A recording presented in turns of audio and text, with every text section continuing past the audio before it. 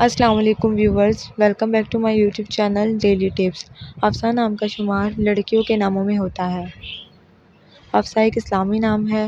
حفصہ نام کی ابتدائی تاریخ عربی زبان سے نکلتی ہے۔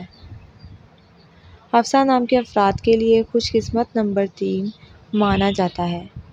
حفصہ نام کا مطلب ہے حضور صلی اللہ علیہ وآلہ وسلم کی زوجہ مطہرہ کا نام۔ حفصہ نام کی لڑکیوں کے لیے خوش قسمت پھتروں میں نیلم شامل ہے۔ خوش قسمت دنوں کے حساب سے بدھ اور جمعے کا دن شامل ہے۔